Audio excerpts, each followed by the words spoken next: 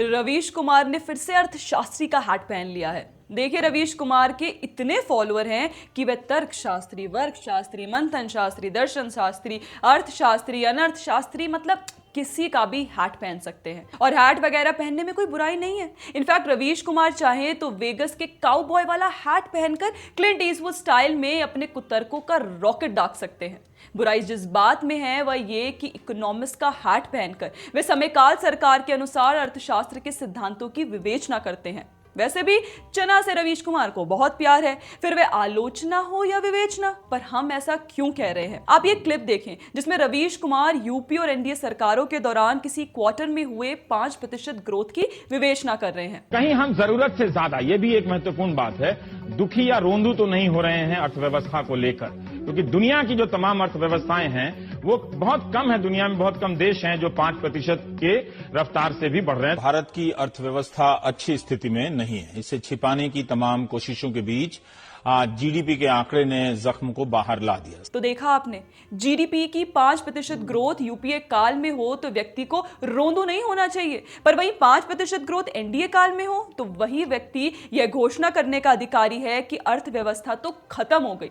अब आप इस वीडियो को देखिए जो हाल ही में आई है और जिसमें रवीश कुमार मोदी काल में आए जीडीपी के फिगर की विवेचना कर रहे हैं। आईएमएफ अंतर्राष्ट्रीय मुद्रा कोष मौजूदा दरों पर जीडीपी का आकलन करता है, तो जिसके यहां महंगाई ज्यादा होगी उसकी जीडीपी का आकार थोड़ा बड़ा दिखाई देगा।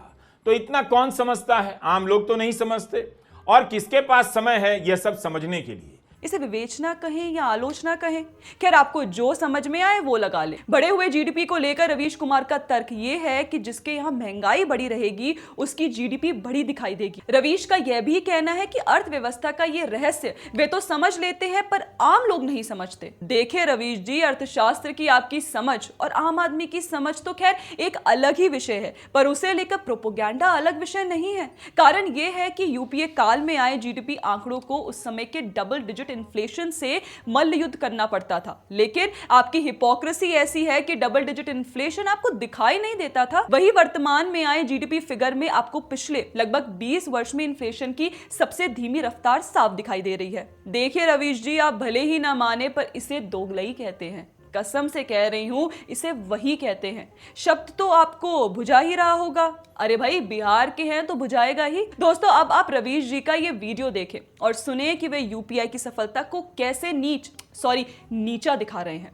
सवाल है कि निचले तबके के लोगों के 50-100 रुपए के पेमेंट को जोड़कर क्या इसे अर्थव्यवस्था की बड़ी कामयाबी बताई जा सकती है? तकनीक की कामयाबी हो सकती है, लेकिन क्या यह अर्थव्यवस्था की भी सफलता है?